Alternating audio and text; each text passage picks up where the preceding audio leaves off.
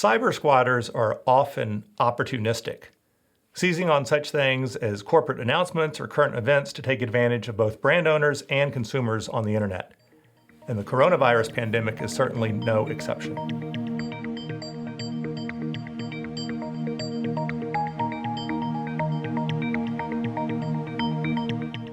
Hi, it's Doug Isenberg, and in this video, I'm going to talk about how cybersquatters are continuing to target trademark owners by registering domain names that include such words as coronavirus, COVID, and vaccine, and what trademark owners can do about it. The bad news is that this issue has been going on since the beginning of the pandemic in early 2020. And now, in early 2021, like the pandemic itself, this type of cybersquatting activity just won't go away.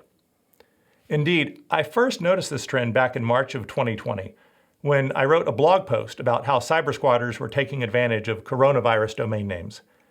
At the time, I noted that at least 2 complaints already had been filed under the UDRP, the Uniform Domain Name Dispute Resolution Policy, for the domain names coronavirusgoogle.com and googlecoronavirus.com.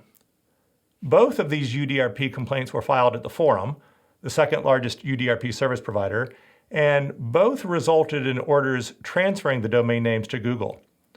Since then, I've identified more than 40 UDRP decisions that contain coronavirus-related terms, but this is really just the tip of the iceberg. That's because most of the domain names that are preying on companies and individuals during the COVID pandemic have not been pursued through the domain name dispute system, perhaps because trademark owners are simply unaware of how their brands are being used, or unaware of how easily the UDRP can help them address this problem. This issue has received news coverage, such as in an article from the Washington Post in September 2020, reporting that domain names are ripe for scam during coronavirus. The Post article quoted a report from an organization called Digital Citizens Alliance, which said, as long as the number of COVID cases continues to grow, scammers and domainers will capitalize on Americans' fear and uncertainty. Of course, since that report was issued, the number of COVID cases has only grown tremendously, and the issue is certainly not limited to Americans, given the global nature of the coronavirus.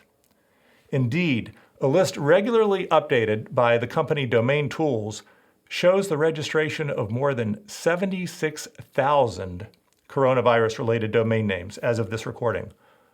While not all of these target trademark owners, many of them do, and they're being used in a variety of ways, from selling counterfeit products to displaying monetized affiliate links to distributing malware, which means that the potential threat to trademark owners is enormous. Fortunately, the UDRP system works incredibly well for trademark owners trying to shut down these scams. As a matter of fact, it looks like every single one of the more than 40 UDRP decisions so far has resulted in an order to transfer the disputed domain name to the rightful trademark owner, involving such domain names as facebookcovid19.com, sanoficovid19.com, labcorpcovid.com, and novartisvaccinesdirect.com. As these cases show, cybersquatters are targeting a variety of trademark owners, including those in the healthcare industry as well as unrelated businesses. Here's what a UDRP panel wrote in one of the decisions in a case brought by a department of the government of the United Kingdom. The inclusion of the terms refund and COVID-19 appears to be designed to mislead internet users into believing that not only does the disputed domain name come from the complainant, but that it relates to a fiscal policy aimed at mitigating the impact of the disease caused by the virus, thereby cynically targeting internet users who may already feel vulnerable and be desperately searching for some good news amidst the suffering and disruption. And in another case, where a pharmaceutical company filed a UDRP complaint for 4 domain names, the panel wrote, the complainant submits when a user is directed to one of these websites, which indicates that the user must update Windows 10 software, while by clicking on one of the available links, a user will unknowingly download malware to their computer. The complainant also points out that none of the websites associated with the domain names provides any information or resources regarding COVID-19 or information on testing of the virus. In other words, in these coronavirus domain name disputes, trademark owners have had no difficulty establishing the three parts of the UDRP test, including that the cybersquatters have registered and are using the domain names in bad faith. That's good news, bad news, of course. While these types of disputes are, like the coronavirus itself, not going to disappear anytime soon, the UDRP is perhaps the best medicine available to trademark owners for fighting all types of cybersquatters.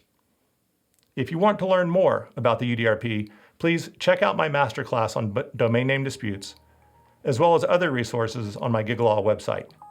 And be sure to subscribe to the GigaLaw YouTube channel to be notified of future videos discussing other UDRP cases. Thanks for watching, and see you next time online.